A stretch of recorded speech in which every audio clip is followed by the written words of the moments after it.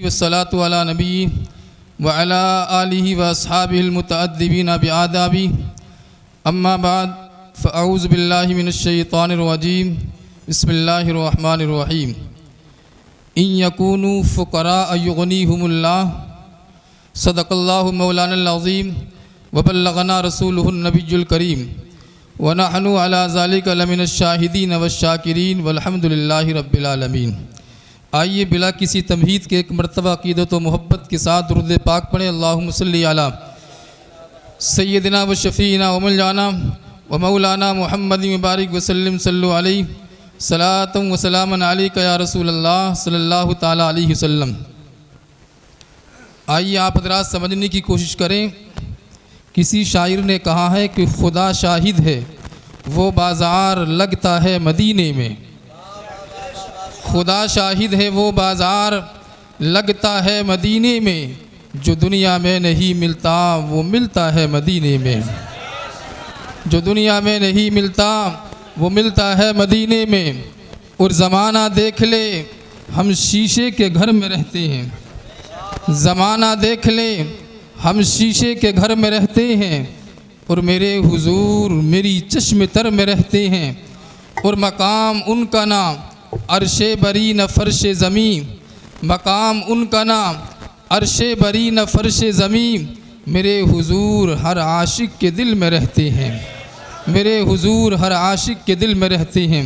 और हो जिसके ज़ेरे कदम अर्श चाँदनी की तरह, हो जिसके ज़ेरे कदम अर्श चाँदनी की तरह, मैं उनको कैसे कहूँ आम आदमी की तरह, मैं उनको कैसे कहूँ आम आदमी की तरह। और इसी सबब से है इंसान अशरफ़ी आलम, इसी सबब से है इंसान अशरफ़ी आलम कि उसकी शक्ल है शक्ल मुहम्मदी की तरह। और ये शहर तैयबा है क्या काम जुल्मतों का यहाँ, ये शहर तैयबा है क्या काम जुल्मतों का यहाँ।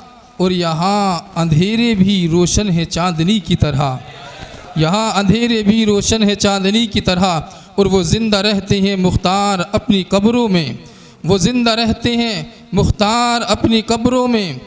अरे जो जान देते हैं शहज़ादे अली की तरह, जो जान देते हैं शहज़ादे अली की तरह। एक मरतबा और दुरूद पाक पढ़ें। अल्लाहुम्मा सल्लि अला सय्यदिना व शफ़ीना व मौलाना व मौलाना मुहम्मद मुबारक वसल्लम सल्लु अलैहि सलातम व सलामन अलैका या रसूलल्लाह सल्लल्लाहु ताला अलैहि वसल्लम। हज़रात तकरीर यूँ तो बहुत ज़्यादा इल्मी गुफ्तगू भी की जा सकती है, लेकिन हालात के एतबार से जैसी आप हज़रात तकरीर समझ सकते हैं बस थोड़ी देर इंशाअल्लाह वैसी ही गुफ्तगू की जाएगी। आप हज़रात इस मुआशरे का जायज़ा लें। इस मुआशरे के अंदर बेटियों को कितनी इज़्ज़त दी जाती है कि नहीं? बेटियों को कितनी इज़्ज़त दी जाती है। ये बाप अपनी बेटी के हाथों को गुलाबी करने के लिए, अपनी बेटी का निकाह करने के लिए ये बाप कितनी मेहनतें किया करता है, कितनी मशक्क़तें किया करता है। ये बाप अपनी बेटी की शादी के लिए लोगों की ग़ुलामियाँ तक किया करता है, लोगों की मजदूरियाँ तक किया करता है। हद तो ये है कि यही बाप सूरज की तपिश की परवाह नहीं करता है, लोगों की मजदूरी की परवाह नहीं करता है, अपनी सेहत की परवाह नहीं करता है। हद तो ये है कि ये बाप इसी औलाद के खातिर, इसी बेटी की खातिर अपनी बस्ती को छोड़ देता है, अपने देश को छोड़ देता है। अपने देश को छोड़ने के बाद यही बाप परदेश चला जाता है और जाने के बाद लोगों की ग़ुलामियाँ क्या करता है, लोगों की नौकरियाँ क्या करता है। सिर्फ मकसद यही होता है कि मेरी औलाद का पेट सही माने में भर जाए और जो बेटी मेरे घर के अंदर मौजूद है वो मेरी बेटी मुकम्मल तौर पर किसी दूसरे के घर में पहुंच जाए, मेरी बेटी का निकाह हो जाए, मेरी बेटी की शादी हो जाए। लेकिन मेरे भाई आइए इमामुल अंबिया से, अंबिया के नबी पाक सल्लल्लाहु ताला अलैहि वसल्लम के तशरीफ़ लाने से पहले के दौर को मुलाहिज़ा कीजिए। हज़रात मोहतरम बहुत इख्तिसार के साथ यूँ तो बेशुमार सहाबा किराम तशरीफ़ फरमा थे, लेकिन उन्हीं सहाबी में एक सहाबी हैं जिनका नाम है हज़रत आसिम। आप बैठे हुए हैं, इमामुल अंबिया उस मजमे के अंदर सहाबा के झुरमुट में बैठे हुए हैं। ऐसे में सहाबा अपनी अपनी बीती हुई रुदात को बयान कर रहे हैं। अल्लाह के प्यारे हबीब, मेरा गुज़िश्ता वक्त इस तरह गुज़रा है। अल्लाह के प्यारे हबीब, मेरा ज़माना इस तरीके से गुज़रा है। अल्लाह के प्यारे हबीब, मैंने अय्याम को इस तरह गुजारा है। लेकिन उन बताने वाले सहाबाए किराम में एक सहाबी हैं जिनका नाम है हज़रत आसिम। हज़रत आसिम बयान करते हैं, अल्लाह के प्यारे हबीब, ये सहाबा आपको बता चुके हैं, लेकिन अल्लाह के प्यारे हबीब, अब बारी मेरी है, बताना मुझको है। लेकिन अल्लाह के प्यारे हबीब, मैं बताना ज़रूर चाहता हूँ, लेकिन परवरदिगार आलम मेरा दिल गवाही नहीं देता है, मेरी ज़बान लड़खड़ाती है। मैं बोलना चाहता हूँ, मैं बताना चाहता हूँ, लेकिन अल्लाह के प्यारे हबीब, मेरी ज़बान के अंदर इतनी सकत नहीं है, मेरी आवाज़ के अंदर इतनी ताकत नहीं है मैं कुछ बता सकूं। परवरदिगार आलम अल्लाह के प्यारे हबीब सल्लल्लाहु ताला अलैहि वसल्लम परवरदिगार आलम को हाजिर व नाजिर जान करके, मैं खालिक के कायनात मालिक अर्दो समा को हाजिर व नाजिर जान करके अल्लाह के प्यारे हबीब, मैं आपसे वादा करता हूँ और मैं आपको बताना चाहता हूँ, अल्लाह के प्यारे हबीब, मैंने तो अय्याम गुजारे हैं, मेरा तो गुज़िश्ता वक्त गुजरा है। अल्लाह के प्यारे हबीब, वो बड़ा नाजुक वक्त था। अल्लाह के प्यारे हबीब, आप जब तशरीफ़ ना लाए थे और हमारा वक्त था, हम लोग इनके दरमियान ज़िंदगी गुजार रहे थे, दौरे जाहिलियत था। अल्लाह के प्यारे हबीब, लोग अपनी बेटियों को ज़िंदा दरगोर कर दिया करते थे। अल्लाह के प्यारे हबीब, उनको यूं ही ज़िंदा मिट्टी के अंदर दफन कर दिया करते थे। और अल्लाह के प्यारे हबीब, मैं इतना बड़ा गुनाहगार इंसान हूँ, मैंने इतना जुर्म किया है, मैंने इतने गुनाह किए हैं कि अल्लाह के प्यारे हबीब, इस कबीले वालों ने, इस कबीले के तमाम अफराद ने मुझको सरदार बना दिया था, मुझको सरदार बना दिया था और मुझको एक तरीके से मालिक बना दिया था और मुझको ये जिम्मेदारी का हक दे दिया था।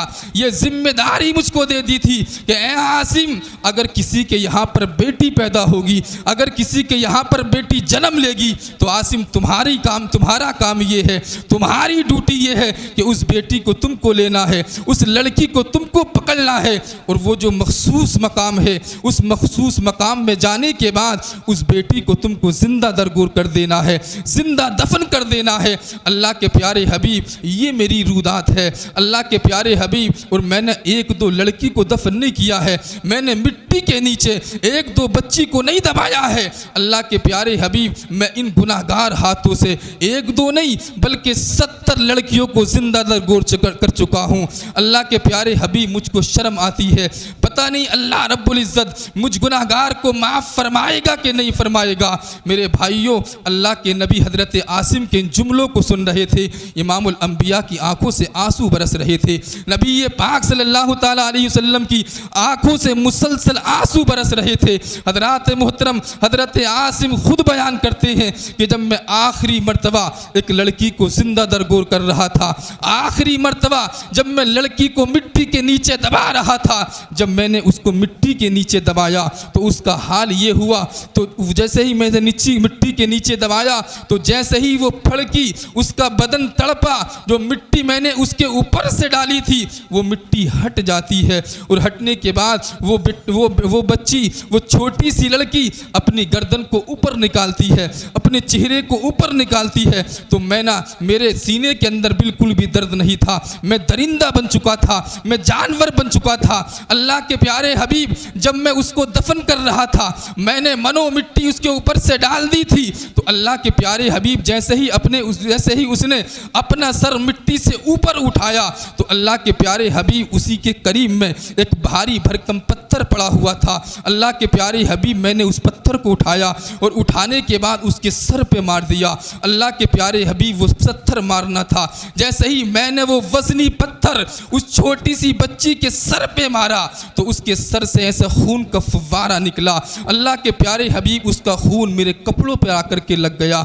अल्लाह के प्यारे हबीब, उसी वक्त मेरे मुंह से एक ऐसी चीख निकली थी कि अल्लाह के प्यारे हबीब, मैं वापस पलटने लगा। अल्लाह के प्यारे हबीब, वो दिन है और आज के दिन तक मैंने किसी लड़की को दरगोर नहीं किया है। अल्लाह के प्यारे हबीब, जब मैं उस लड़की को दफन कर रहा था और उस लड़की ने जो चीख मारी थी तो उस लड़की की चीख आज तक मेरे कानों में गूंजती है। है। अल्लाह के प्यारे हबीब, जब मैं रात को सोता हूँ ना, तो रात को एक मर्तबा नहीं बल्कि कई मर्तबा मैं तड़प करके नींद से बेदार हो जाता हूँ। मैं कई मर्तबा तड़पता हूँ, कई मर्तबा नींद में तड़प जाता हूँ, मैं बेदार हो जाता हूँ। अल्लाह के प्यारे हबीब, काफ़ी वक्त हो चुका है लेकिन उस बच्ची की आवाज़ आज तक मेरे कानों में गूंजती है।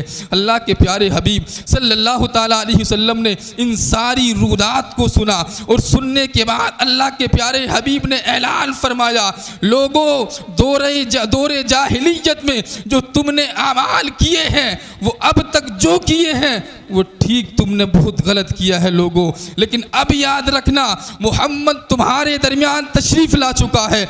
आज के बाद मोहम्मद ऐलान करता है कि अगर किसी के यहाँ पर बेटी पैदा होगी, अगर किसी के यहाँ पर लड़कियाँ पैदा होंगी, 2 या 3 लड़कियाँ उसके यहाँ पर पैदा हो जाती हैं, वो अपनी लड़कियों की परवरिश करता है, उनको पालता है, उनको परवान चढ़ाता है और परवान चढ़ाने के बाद उनकी शादियाँ कर देता है, तो मैं मोहम्मद उसको जन्नत की बशारत सुनाता हूँ।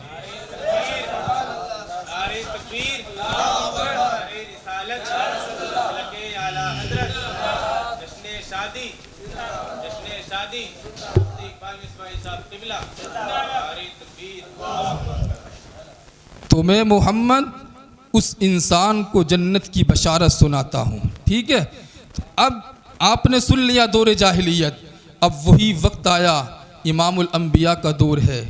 हज़रत अमीर हमज़ा का विसाल हो जाता है। जंग उहद के अंदर हज़रत अमीर हमज़ा का विसाल हुआ। जैसे ही हज़रत अमीर हमज़ा का विसाल होता है तो आपकी एक छोटी सी बच्ची है, एक छोटी सी बच्ची है, लेकिन सहाबा की तादाद बहुत ज़्यादा है। सारे सहाबा आपस में कह रहे हैं, जिद्दोजहद कर रहे हैं कि इस बेटी की परवरिश मैं करूँगा, इस लड़की की परवरिश मैं करूँगा। अमीर हमज़ा दुनिया से जा चुके हैं, अमीर हमज़ा का विसाल हो चुका है, लेकिन इसकी परवरिश मैं करूँगा और परवरिश करने के बाद, इसको परवान चढ़ाने के बाद इसकी शादी मैं करूँगा। हर सहाबी यही कह रहा था। अल्लाह के प्यारे हबीब सल्लल्लाहु ताला अलैहि वसल्लम सहाबाए किराम के इन जुमलों को सुन रहे हैं और जुमलों को सुनते हैं और नबी मुस्कुरा रहे हैं कि एक वक्त वो भी था कि लोग अपनी बेटियों को जिंदा दरगोर कर रहे थे और आज वो वक्त भी है कि लोग झगड़ रहे हैं कि इसकी परवरिश मैं करूँगा और परवरिश करने के बाद, इसको परवान चढ़ाने के बाद इसकी शादी मैं करूँगा। हज़रात मोहतरम, आज हमारी माँ और बहनों को इस दुनिया के अंदर जीने का अगर हक है, हमारी माँ और बहनों को इस दुनिया के अंदर अगर इज़्ज़त मिलती है, अगर तौक़ीर मिलती है, तो ये सदका है मदीने वाले आका नबी पाक सल्लल्लाहु ताला अलैहि वसल्लम का। हज़रात मोहतरम, तो कितनी मेहनतें किया करता है बाप, कितनी मशक्क़तें किया करता है बाप। वो भी दौर था कि लोग क्यों करते थे जिंदा दरगोर कि हमारा जब हम इसकी शादी करेंगे तो वो इंसान, वो लड़का हमारे घर का दामाद बनेगा। लेकिन आज जब जायज़ा लेते हैं ना, तो बाप अपनी बेटी के सुकून के लिए 1 महीना नहीं, साल भर गुजर जाता है, कई साल गुजर जाते हैं कि रिश्ता कोई मुनासिब मिल जाए, कोई रिश्ता अच्छा मिल जाए। इसलिए कि जिस तरह मेरी बेटी मेरे घर के अंदर सुकून से रहती है, जिस तरह मेरी बेटी मेरे घर के अंदर चैन और सुकून से ज़िंदगी गुजारती है, इसी तरह कोई बावफा लड़का मिल जाए, इसी तरह कोई अच्छा घराने का लड़का मिल जाए, ताकि मेरी बेटी मेरे घर की तरह उसके घर में जाकर भी सुकून के साथ ज़िंदगी गुजारते रहे, चैन और सुकून के साथ, ऐश के साथ अपनी ज़िंदगी गुजारते रहे। इसलिए बाप बहुत जल्दी फैसला नहीं करता है, बल्कि कई महीने गुजारने के बाद, अच्छा रिश्ता तलाशने के बाद अपनी बेटी का रिश्ता करता है। मेरे भाई, निकाह ये सुन्नती रसूल है। और याद रखना, हमारे इस दुनिया का एक जायज़ा बन चुका है, एक माहौल बन चुका है। लोग ये कहते हैं कि वैसे तो हर कंट्री का अलग अलग माहौल है, हर जगह का अलग अलग माहौल है। कहीं माहौल ये है कि लड़के की शादी, लड़की की शादी बहुत जल्दी कर जाती है, 12, 15, 17, 18 साल की उम्र में शादी कर दी जाती है। लेकिन किसी जगह का माहौल ये है कि लड़के की शादी 40 साल की उम्र का हो जाता है और उसकी शादी नहीं की जाती है। अगर लोगों से कहा जाता है तो जवाब क्या होता है? जवाब यही होता है कि भाई अभी किसी कारोबार से सेट नहीं हुआ है, अभी अपने पैरों पर खड़ा नहीं हुआ है। जब अपने पैरों पर खड़ा हो जाएगा तो तो इसकी शादी हो जाएगी। मेरे भाई मैं पूछना ये चाहता हूँ कि 40 साल की इसकी उम्र हो गई है, अभी ये अपने पैरों पर नहीं खड़ा है तो फिर किस चीज़ पर खड़ा है? अरे ये जो ज़िंदगी गुजार रहा है, 1-2 साल के बाद जब अपनी ज़िंदगी को गुजारना शुरू करता है तो अपने पैरों पर खड़ा होकर ही अपनी ज़िंदगी गुजारता है। हज़रात मोहतरम, बताना ये है कि जब शादी का वक्त हो जाए तो उनकी शादी कर देनी चाहिए, इसलिए कि माशरे का माहौल इसी तरह अच्छा रहता है। अगर शादियों में ताख़ीर की जाती है तो माशरे का माहौल बिगड़ता है। रही ये बात कि किसी कारोबार से सेट नहीं है, रही ये बात कि मालो दौलत नहीं है, ये अपने बच्चों को कहाँ से खिलाएगा, अपनी बीवी को कहाँ से खिलाएगा? याद रखना, कुरान पाक की आयत है, इन यकूनु फुकरा युगनीहुमुल्लाह। मेरे भाई, कुरान को कोई नहीं छुटला सकता है। कुरान का जो फैसला है वो अटल है। हर चीज़ अपनी जगह से बदल सकती है, लेकिन नबी का फरमान, कुरान का फरमान कभी नहीं बदल सकता है। यही कुरान इरशाद फरमाता है, इन यकूनु फुकरा युगनीहुमुल्लाह। लोगों, अगर तुम गरीब होगे तो निकाह की बरकत से मालदार हो जाओगे।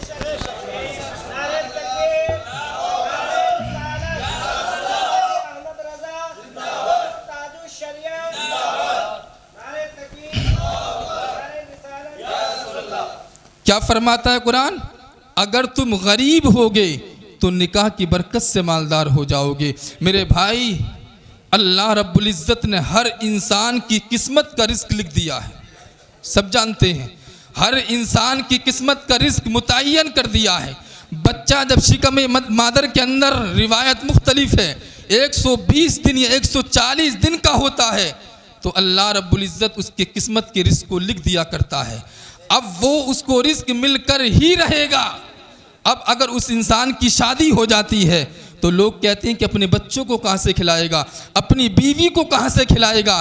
तो मेरे भाई, जिस तरीके से अल्लाह तन्हा उसको दे रहा था, शादी से पहले वो खा रहा था, अल्लाह रब्बुल इज़्ज़त उसकी किस्मत का दे रहा था। जब उसकी शादी हो जाएगी तो उसकी बच्चों की किस्मत का भी अल्लाह अता फरमाएगा। जब उसकी बीवी उसके घर में आएगी तो अल्लाह रब्बुल इज़्ज़त उसकी किस्मत का भी रिज़्क़ अता फरमाएगा, उसके बच्चों की किस्मत का भी रिज़्क़ अता फरमाएगा। बहरहाल, लोगों का यह कहना कि शादी के बाद कहाँ से खाएगा, कहाँ से कमाएगा, ये बात बिल्कुल गलत है। निकाह करने से फरावानी हो जाती है। निकाह करने से अगर इंसान गरीब होता है तो मालदार हो जाता है। मेरे भाई, जो रिज़्क़ किस्मत में लिखा हुआ है, अगर दुनिया, सारी दुनिया इकट्ठा होकर ये ताकत लगाकर ये चाहे कि इसके रिस्क को छीन लिया जाए तो दुनिया की कोई ऐसी ताकत नहीं है कि उसकी किस्मत के रिस्क को छीन सके। जो उसका रिस्क किस्मत में लिखा हुआ है वो तो उसको मिलकर ही रहेगा। इज्जत देने वाला, जिल्लत देने वाला अल्लाह रब्बुल इज़्ज़त ही है। दुनिया चाहे किसी इंसान को पकड़ करके, सारी दुनिया चाहे कि इस इंसान को इज़्ज़त वाला बना दिया जाए और अल्लाह उसको ना चाहे कि इसको इज़्ज़त वाला बनाया जाए।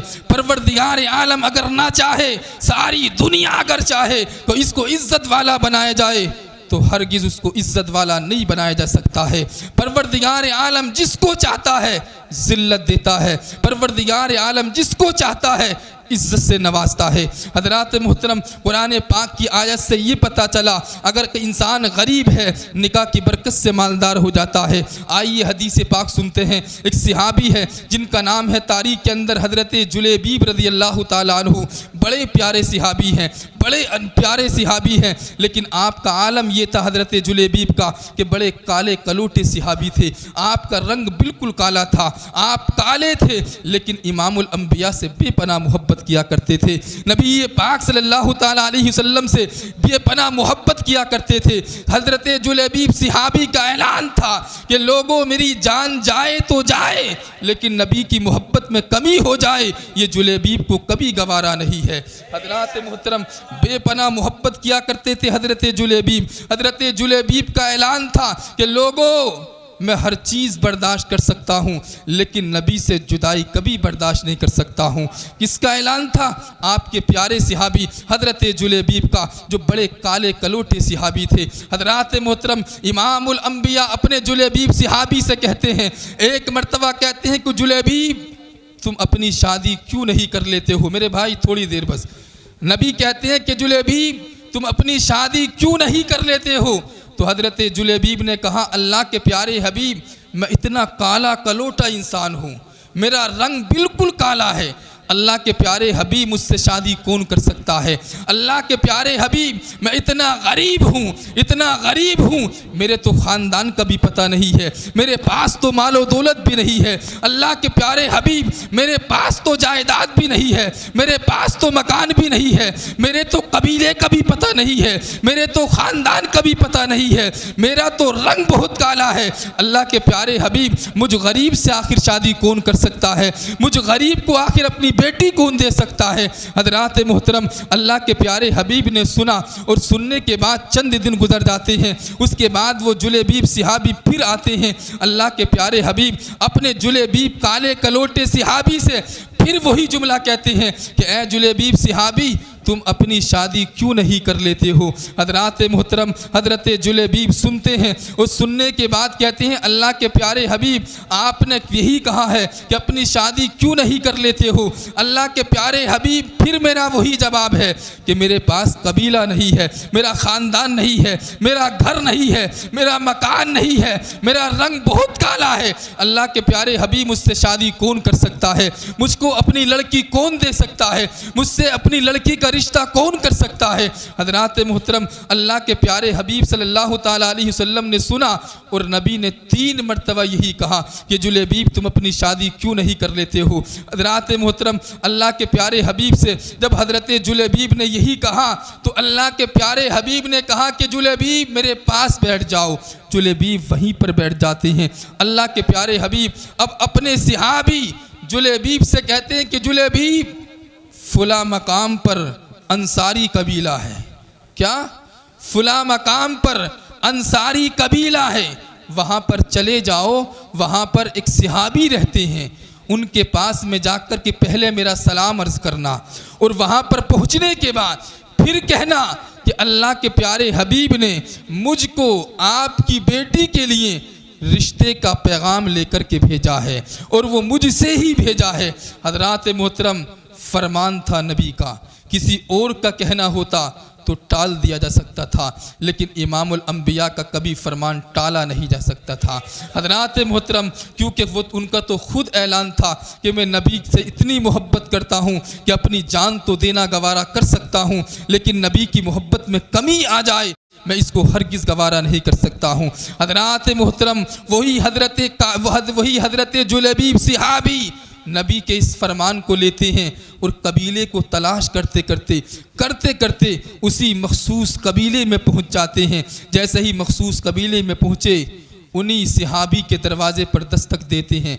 सिहाबी अंदर से आते हैं, पहले सलाम करते हैं, फिर इमामुल अंबिया का सलाम अर्ज़ कर देते हैं, नबी का सलाम लेते हैं और फिर अपनी बात जो नबी ने पैगाम लेकर के भेजा था वो पैगाम सुनाते हैं कि ऐ सिहाबी, अल्लाह के प्यारे हबीब सल्लल्लाहु ताला अलैहि वसल्लम ने मुझको भेजा है और मुझको ये पैगाम दिया है कि मुझसे आपकी बेटी का निकाह अल्लाह रब्बुल इज़्ज़त ने ये पैगाम लेकर, अल्लाह के प्यारे हबीब सल्लल्लाहु ताला अलैहि वसल्लम ने मुझको ये पैगाम लेकर के भेजा है।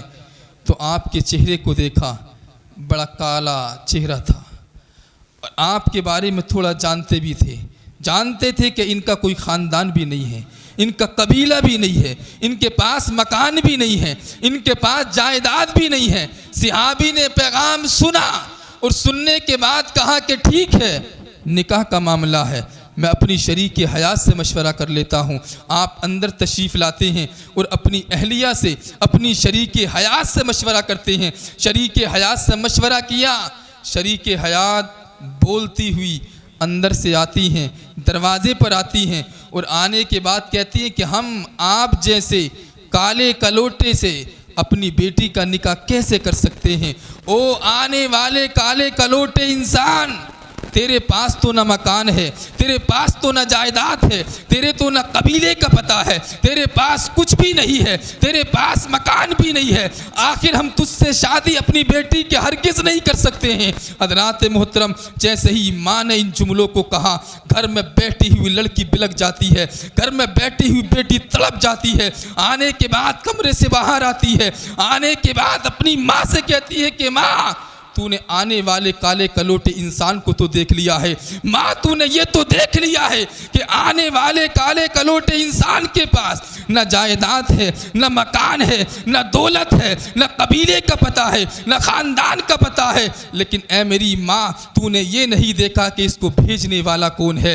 इसको भेजने वाला वही है जिसका फरमान है ला युमिनु अहदुकुम हत्ता अकूना अहब्बा इलैहि मिन वालिदिही व वलदिही व नासी अजमाइन। लोगों तुम उस वक्त तक ईमान में कामिल नहीं हो सकते जब तक कि तुम दुनिया की हर चीज़, अपनी जायदाद, अपने माँ बाप, अपनी औलाद, दुनिया की हर चीज़ से ज़्यादा मुझको अपना महबूब ना बना लो। उस वक्त तक उस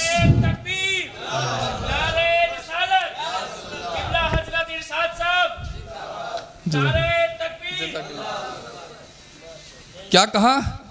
नबी का फरमान है कि लोगों तुम उस वक्त तक ईमान में कामिल नहीं हो सकते जब तक कि तुम अपनी औलाद, अपने माँ बाप, दुनिया की हर चीज़ से ज़्यादा मुझ मोहम्मद को अपना महबूब ना बना लो। ऐ मेरी माँ, ऐ मेरे बाप, ये उसी नबी का फरमान है। ऐ मेरी माँ, ऐ मेरे बाप, अगर मेरी शादी होगी तो इसी काले कलोटे सिहाबी से होगी, वरना मेरी शादी नहीं होगी। इसलिए कि किसी आम इंसान का हुक्म नहीं है बल्कि अल्लाह के नबी का फरमान है। उस नबी का फरमान है कि जिसकी मोहब्बत पर लोग अपनी गर्दनों को कलम करा देते हैं। उसी नबी का फरमान है कि जिसकी मोहब्बत में लोग अपनी गर्दनों को कटा दिया करते हैं। हज़रात मोहतरम, माँ बाप राज़ी हो जाते हैं, माँ बाप रज़ामंद हो जाते हैं। अल्लाह के प्यारे हबीब सल्लल्लाहु ताला अलैहि वसल्लम के पास में हाजिर होते हैं।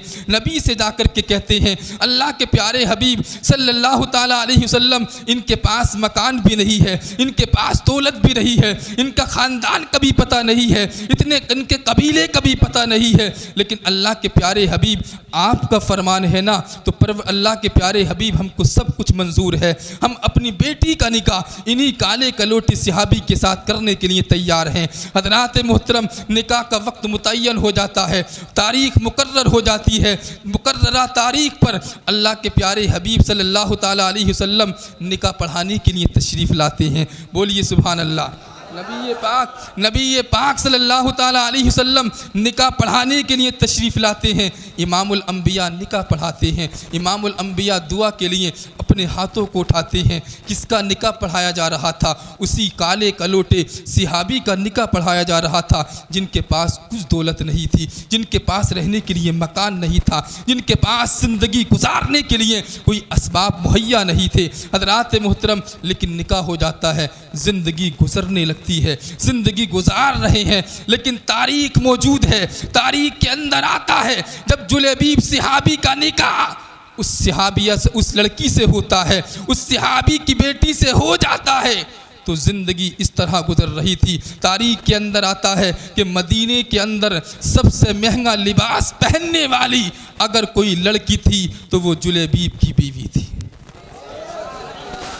सबसे महंगा लिबास पहनने वाली अगर कोई औरत थी तो वो जुलेबीब सिहाबी की औरत थी। लोग पहचान लिया करते थे, औरतें पहचान लिया करती थी कि ये जो आने वाला कोई आम इंसान है, ये जो आने वाला इंसान है कोई और नहीं है बल्कि ये जुलेबीब या उसकी बीवी हो सकती है। इसलिए कि आप इतनी महंगी खुशबुएं लगाया करते थे। आपके कारोबार का ये आलम था। निकाह होने के बाद, निकाह खानी होने के बाद, शादी होने के बाद अल्लाह रब्बुल इज़्ज़त ने इतनी बरकत अता फरमाई कि आप जब लिबास भी पहना करते थे तो मदीने के अंदर सबसे महंगा लिबास पहना करते थे। हज़रात मोहतरम, पता ये चल गया, कुरान पाक की आयत से भी साबित हो गया, हदीस के ज़रिए भी साबित हो गया कि अगर कोई इंसान गरीब होता है, अगर कोई इंसान मुफलिस होता है तो निकाह की बरकत से वो मालदार हो जाता है। बोलिए सुभान अल्लाह। निकाह की बरकत से वो मालदार हो जाता है।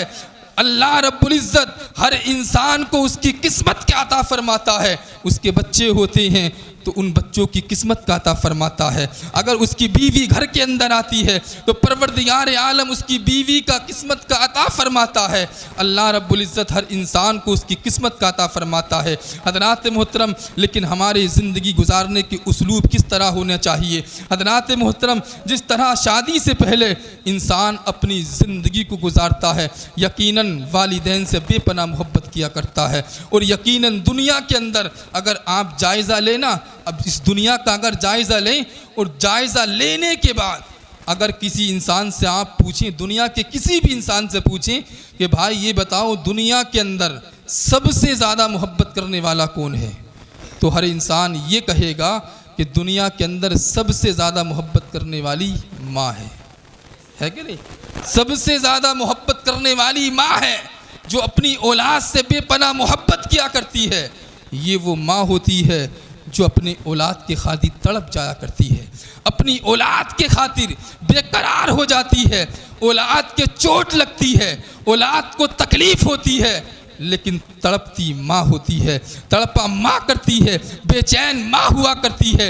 हज़रात मोहतरम, ये माँ बाप वो होते हैं जो औलाद को जन्म दे के बाद, जो औलाद को जन्म देने के बाद औलाद को परवान चढ़ाते हैं, औलाद को चलना सिखाते हैं, औलाद को चलना सिखाते हैं, इसी औलाद को जवानी की दहलीज पर खड़ा करते हैं। इसी औलाद को जवानी की दहलीज पर खड़ा करने के बाद याद रखना, इस माँ बाप की इतने अरमान होते हैं, इस माँ बाप की इतनी तमन्नाएं होती हैं, इस माँ बाप की इतनी आरज़ुएं होती हैं कि ये औलाद बड़े होने के बाद, जवानी की दहलीज पर खड़े होने के बाद हमारे बुढ़ापे का सहारा बनेगी, हमारे बुढ़ापे का सहारा बनेगी। और माँ बाप की बड़ी तमन्नाएं होती हैं कि अपने बेटे का सेहरा सजाना है, अपने बेटे का सेहरा सजाना है, मेरे बेटे के घर में बहू आएगी और वो आकर के मुझको खाना खिलाएगी। बेशुमार तमन्नाएं इस माँ बाप की हुआ करती हैं जो औलाद से बेपनाह मोहब्बत किया करती है। हज़रात मोहतरम, लेकिन देखा ये जाता है हमारे मुआशरे के अंदर ज़्यादातर लोग शादी होने के बाद, नौजवान लड़के 2-4 साल तक अपने वालिदैन के साथ, अपने घर वालों के साथ, भाइयों के साथ बेपनाह मोहब्बत शादी से पहले करते हैं। शादी के बाद मेरा कहना तो ये है मेरे भाई, बीवी घर के अंदर आती है, यकीनन उससे मोहब्बत की जाए, यकीनन मोहब्बत की जाए। क्यों? इसलिए कि वो अपने वालिदैन को छोड़ कर के आती है, अपने माँ बाप को छोड़ कर के आती है, अपने भाई बहन को छोड़ कर के आती है, अपने घर वालों को, अजीज़ों कारीब को, अपनी बहनों को छोड़ कर के आती है, सिर्फ अपनी ससुराल वालों के लिए, सिर्फ अपने शोहर के लिए छोड़ कर के आती है। अगर वो शोहर मोहब्बत न करेगा तो फिर कौन मोहब्बत करेगा? यकीनी तौर पर शोहर को अपनी बीवी से मोहब्बत करनी चाहिए, लेकिन ऐसी मोहब्बत हरगिज़ नहीं कि वो मोहब्बत वालिदैन की मोहब्बत पर गालिब आ जाए।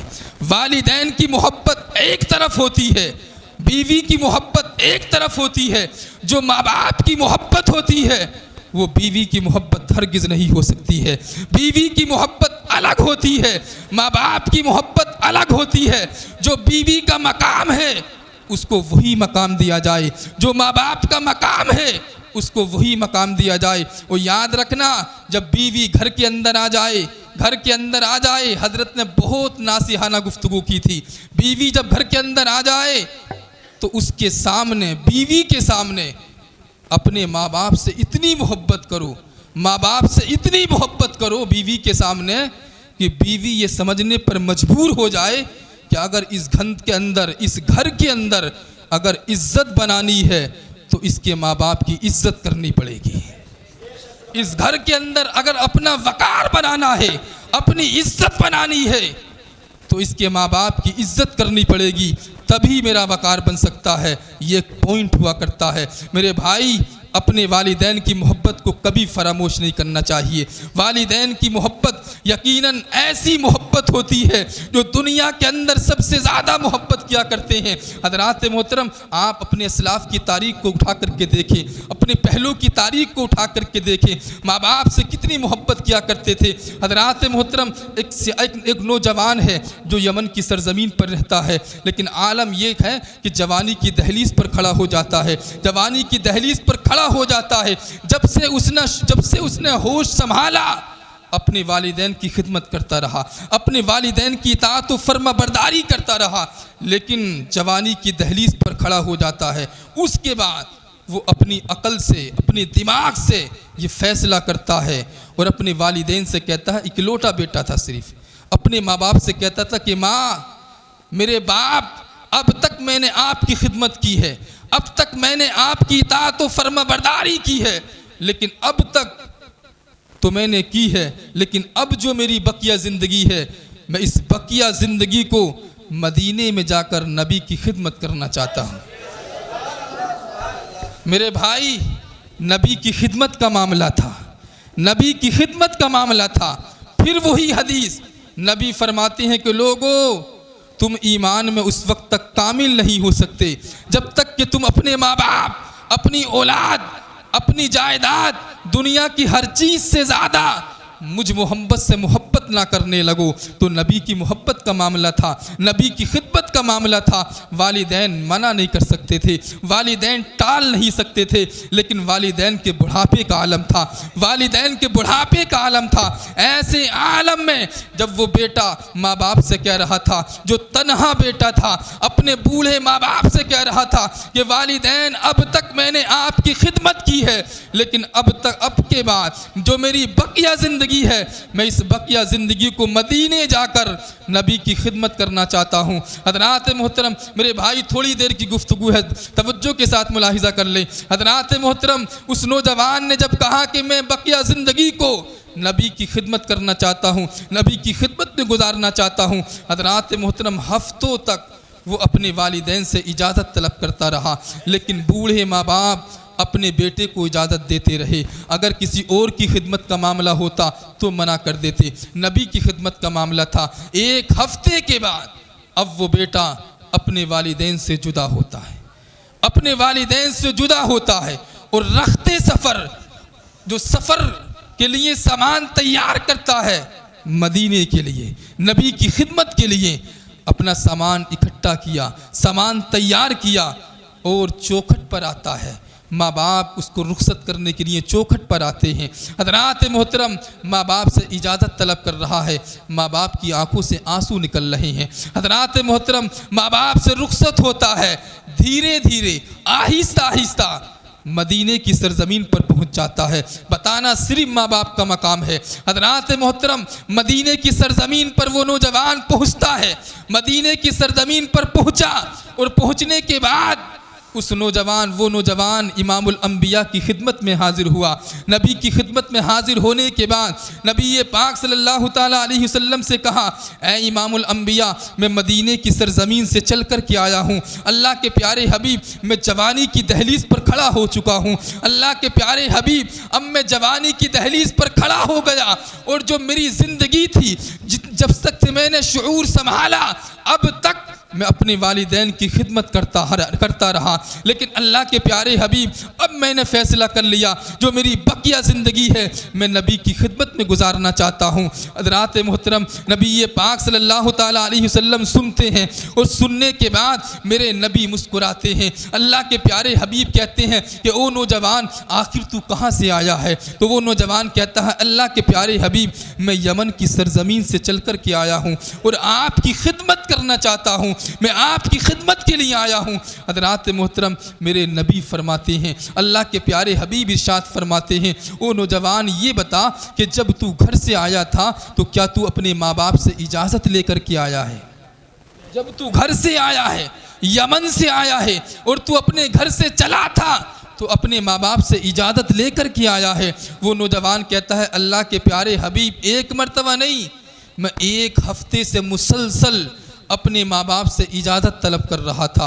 मेरे माँ बाप एक हफ्ते से मुझको इजाज़त दे रहे थे कि तू जा सकता है और जाकर के नबी की खिदमत कर सकता है। हज़रात मोहतरम, अल्लाह के नबी ने सुना, उसके बाद नबी ने फिर फरमाया, ओ नौजवान, ये बता कि जब तू घर से रुखसत हो रहा था तो क्या तेरे माँ बाप तुझको रुखसत करने के लिए, तुझको दरवाजे तक छोड़ने के लिए आए थे?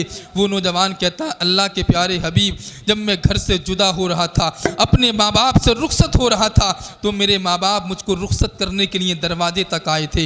हज़रात मोहतरम, अल्लाह के प्यारे हबीब इरशाद फरमाते हैं, नौजवान, जब तू घर से चला था तो तेरे माँ बाप का हाल क्या था, तेरे माँ बाप की कैफियत क्या थी। वो नौजवान कहता है अल्लाह के प्यारे हबीब, अगर कैफियत की बात है तो मेरे माँ बाप का हाल ये था, जब मैं रुखसत हो रहा था तो मेरी माँ बाप की आंखों से मुसलसल आंसू बरस रहे थे। अल्लाह के प्यारे हबीब, मेरे माँ बाप की आंखों से मुसलसल आंसू बरस रहे थे, और जहाँ तक मेरे माँ बाप की निगाह जा रही थी टिकटिकी बांध कर मुझको वो देखते रहे थे।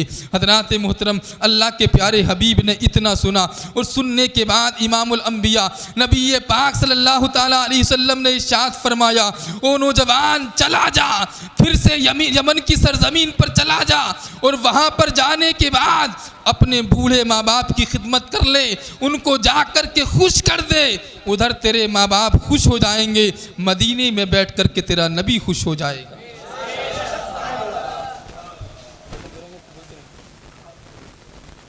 मदीने में बैठकर तेरा नबी खुश हो जाएगा। हज़रात मोहतरम, अल्लाह के प्यारे हबीब सल्लल्लाहु ताला अलैहि वसल्लम का खुद इरशाद है, नबी फरमाते हैं, लोगों ये माँ बाप तुम्हारे लिए जन्नत भी हैं और ये माँ बाप तुम्हारे लिए दोज़ख भी हैं। लोगों, अगर तुम दुनिया के अंदर रहकर अपने माँ बाप की खिदमत करोगे, अपने माँ बाप की इताअत व फर्मा बरदारी करोगे, तो तुम दुनिया के अंदर जन्नत का सामान इकट्ठा कर रहे हो। अगर तुम दुनिया के अंदर रहकर अपने माँ बाप को सताओगे, अपने माँ बाप को गालियाँ दोगे, उनको बुरा भला कहोगे, उनकी खिदमत नहीं करोगे, तो दुनिया के अंदर तुम जहन्नम का ईंधन इकट्ठा कर रहे हो। मेरे भाई, माँ बाप बहुत कीमती सरमाया हुआ करते हैं। यही माँ बाप अपनी औलाद के लिए एक कीमती पूंजी हुआ करते हैं। अपने माँ बाप की इज़्ज़त करो, अपने वालिदैन की फर्मा बरदारी करो, अपने वालिदैन की इताअत व फर्मा बरदारी करो। मेरे भाई, जब ये माँ बाप दुनिया से चले जाते हैं, जब ये रुखसत होते हैं, तब पता चलता है कि माँ बाप का मकाम क्या होता है। इनका साया हमारे ऊपर कितना बड़ा था, अब ये दुनिया से चले गए, तब महसूस होता है, तब औलाद को एहसास होता है कि ये माँ बाप हमारे लिए कितना बड़ा साया बने हुए थे, हमारे लिए कितने बड़े खैर ख्वाह बने हुए थे। हम इनके साये में किस तरह अपनी ज़िंदगी को बसर किया करते थे, हम इनके साये में रहकर किस तरीके से उल्फत और मोहब्बत और शफ़क़त भरी निगाहों में अपनी ज़िंदगी को गुजारा करते थे। मेरे भाई, अपने वालिदैन की इताअत व फर्मा बरदारी करो। जिनके वालिदैन दुनिया से जा चुके हैं तो वो कम से कम एक हफ्ते में ज़रूर अपने वालिदैन की कब्र पर जाकर के हाज़िरी दे कर के आया करो। मेरे भाई, अपने वालिदैन की कब्रों पर हाज़िरी दोगे, उनके लिए इसाले सवाब करोगे, तो इसाले सवाब की बरकत से अल्लाह रब्बुल इज़्ज़त उनकी बख्शिश फरमा दिया करता है। अगर अल्लाह बख्शिश फरमा देता है तो इसाले सवाब की बरकत से परवरदिगार आलम उनके दर्जात में बुलंदी अता फरमा देता है। हज़रात मोहतरम, हर इंसान को मरना है कि नहीं? हर इंसान को मरना है, लेकिन मरने से पहले हर इंसान जानता है, दुनिया का कोई इंसान नहीं है जो अपना मकसद नहीं जानता हो।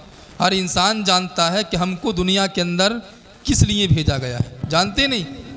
हर इंसान जानता है कि दुनिया के अंदर हमको क्यों भेजा गया है। मेरे भाई, याद रखना, ये जो दुनिया है ना, ये हमारे लिए आजमाइश का है, हमारे लिए इम्तिहान गाह है। ये इम्तिहान गाह बना दिया गया है। याद रखना, दुनियावी इम्तिहान अगर कोई देता है, कोई नौजवान इम्तिहान दुनिया के देता है, हाई स्कूल का, इंटर का कोई भी एग्ज़ाम देता है, तो इस एग्ज़ाम के लिए, उस इम्तिहान के लिए कितनी मेहनतें करता है। लोगों से कहता कि भाई मेरे पास वक्त नहीं है बात करने का, मेरे पास वक्त नहीं है तुम्हारे साथ कहीं जाने का, इसलिए कि मेरा इम्तिहान चल रहा है, मेरे एग्ज़ाम चल रहे हैं। रातों दिन मेहनत करता है, दिन को दिन नहीं समझता, रात को रात नहीं समझता। सिर्फ किस लिए? सिर्फ एक दुनिया के इम्तिहान के लिए, एक दुनियावी इम्तिहान के लिए। मेरे भाई, ऐसे इम्तिहान के लिए तू मेहनत करता है, ऐसे इम्तिहान के लिए मेहनत करता है, ऐसे इम्तिहान के लिए तू रातों दिन एक कर देता है कि अगर तू उस इम्तिहान में फेल भी हो गया तो आने वाले साल में तू पास हो सकता है, उसके आने वाले साल में तू इम्तिहान दे कर के कामयाब हो सकता है। लेकिन मेरे भाई, जिस मकसद के लिए तुझको भेजा गया है, इस मकसद के अंदर अगर इस इम्तिहान के अंदर तू नाकाम हो गया, तू फेल हो गया, तो दुनिया की सारी ताकतें इकट्ठा हो जाएंगी, लेकिन तू फिर कभी नाकाम, फिर तू कामयाब नहीं हो सकता। इसलिए कि ये तो सिर्फ आजमाइशगाह है। जो इम्तिहान है, जो कब्र की मनाजिल है, जो आखिरत की मनाजिल है, मेरे भाई, इंसान दुनिया से चला जाएगा। 70 साल, 80 साल, 120 साल की ज़िंदगी गुजारने के बाद इंसान दुनिया से रुखसत हो जाएगा। लेकिन याद रखना, जब महशर के मैदान में पहुँचेगा, नफ्सी नफ्सी का आलम होगा, कोई किसी का ना होगा, हर इंसान को अपनी अपनी पड़ी होगी। मैंने आपको बताई कि दुनिया के अंदर सबसे ज़्यादा अगर कोई मोहब्बत करने वाला है तो वो कौन है? माँ है। लेकिन इस माँ का आलम भी ये होगा बरोज़े महशर कि हर इंसान को अपनी अपनी पड़ी होगी, कोई किसी का ना होगा। एक बेटे को जब एक नेकी की ज़रूरत पड़ेगी ना, और वो बेटा लोगों के पास जाएगा, लोगों से कहेगा कि मुझको सिर्फ एक नेकी चाहिए, मुझको एक नेकी मिल जाएगी तो मैं जन्नत में चला जाऊंगा। सब लोगों से मायूस हो जाएगा, कोई उसको नेकी देने के लिए तैयार नहीं होगा। लेकिन आखिर में वो इंसान कहेगा कि जो माँ मुझको मोहब्बत और उल्फत के फूलों में खिलाया करती थी, वो माँ जो मुझको मोहब्बत और उल्फत की आगोश में खिलाया करती थी, चलो उसी माँ के पास चलते हैं। उस माँ के पास जब जाऊँगा तो वो माँ मुझको नेकी ज़रूर देगी। लेकिन वो नौजवान जब बरोज़े महशर उस माँ के पास जाएगा, ऐसे आलम में जब नफ्सी नफ्सी का आलम होगा, कोई किसी का ना होगा, हर इंसान को अपनी अपनी पड़ी होगी, वो बेटा जब एक नेकी लेने के लिए अपनी माँ के पास जाएगा, उस माँ के पास जो औलाद से बेपनाह मोहब्बत करती है, और उस माँ से जाकर के मांगेगा ना कि माँ तेरे बेटे को सिर्फ एक नेकी की ज़रूरत है, अगर तू एक नेकी दे देगी तो तेरा बेटा ये जन्नत में चला जाएगा। तो वो माँ उस वक्त कहेगी कि बेटा मैंने तुझसे दुनिया के अंदर बेपनाह मोहब्बत की है, मैंने यकीनन तुझको मोहब्बत और उल्फत भरी नज़रों से देखा है, यकीनन मैंने तुझको गुलशन के फूलों में खिलाया है, लेकिन बेटा आज महशर का दिन है, आज अपनी अपनी पड़ी है बेटा, आज कोई किसी का नहीं है, हर इंसान को अपनी अपनी पड़ी है। आज ये तेरी माँ तेरे काम नहीं आ सकती है बेटा, आज ये तेरी माँ तुझको एक नेकी हरगिज़ नहीं दे सकती है। हज़रात मुहतरम, तो हर इंसान को अपनी अपनी पड़ी होगी, कोई किसी का ना होगा। ऐसे आलम में इंसान कहेगा कि मौला मैंने 70 साल की ज़िंदगी को दुनिया के अंदर गुजार दिया, 100 साल की ज़िंदगी को मैं दुनिया के अंदर गुजार करके आखिरत में आ गया, लेकिन परवरदिगार आलम में समझ नहीं पाया, परवरदिगार आलम में समझ नहीं पाया। मैंने इतनी ज़िंदगी को गुजार दिया, परवरदिगार आलम फिर से मुझे दुनिया में जाने का सिर्फ इतना वक्त दे दे, इतनी मोहलत दे दे जितने वक्त में 2 रकात नमाज अदा की जाती है। परवरदिगार आलम अगर तू मुझको दुनिया में जाने की इजाज़त फिर से दे देगा सिर्फ इतने वक्त के लिए, तो मैं दिल खोल कर तेरी इबादत कर लूँगा। तो अल्लाह का हुक्म होगा, मेरे बंदे अब तू दारुल अमल से दारुल जज़ा की तरफ बढ़ चुका है, अब तुझको दुनिया में जाने की हरगिज़ इजाज़त नहीं होगी, इसलिए कि दुनिया को तेरे लिए दारुल अमल बना दिया था, नेकियां इकट्ठा करने की जगह बना दिया था। जितना तू चाह सकता था इतनी नेकियां तू इकट्ठी कर सकता था, कदम कदम पर तू नेकियां इकट्ठी कर सकता था। मेरे भाई, बरोज़े महशर नफ्सी नफ्सी का जब आलम होगा, कोई किसी का ना होगा, ऐसे आलम में हर इंसान को अपनी अपनी पड़ी होगी। और ये सूरज जो आज दिखता है ना, ये उल्टा दिखता है, और महशर का जब दिन होगा ना तो ये सूरज सीधा हो जाएगा, और सीधा भी इस हाल में होगा कि आज तो बहुत बुलंदी पर है, उस वक्त सिर्फ सवा नेज़े पर होगा। इसकी तपिश का आलम ये होगा कि ज़मीन तप रही होगी, रेतीली ज़मीन होगी, ताबे की ज़मीन होगी, तप रही होगी, पसीना लोगों के घुटनों तक होगा, नाफ तक होगा, सीने तक होगा, जैसे जिसके जुर्म हो गए पसीना वहीं तक होगा, पसीने में शराबोर होगा। मेरे भाई, ऐसे आलम में कुछ लोग ऐसे भी होंगे कि जिनकी कुर्सियाँ अलग लगी होंगी, जिनकी कुर्सियाँ अलग लगी होंगी, और वो कुर्सी भी कैसी होंगी नूर की कुर्सी होंगी, जिनके आगे भी नूर होगा, जिनके पीछे भी नूर होगा, जिनके दाहिने जानिब भी नूर होगा, जिनके बाहिने जानिब भी नूर होगा, जिनके चारों तरफ नूर ही नूर होगा। ऐसे आलम में लोग उनको हसरत से देख रहे होंगे और परवरदिगार आलम की बारगाह में अर्ज गुजार होंगे, मौला ऐसे आलम में हर इंसान को अपनी अपनी पड़ी है। परवरदिगार आलम ये कौन लोग हैं जिनकी कुर्सियाँ नूर की बनी हुई है, जिनके चारों तरफ नूर ही नूर नज़र आता है।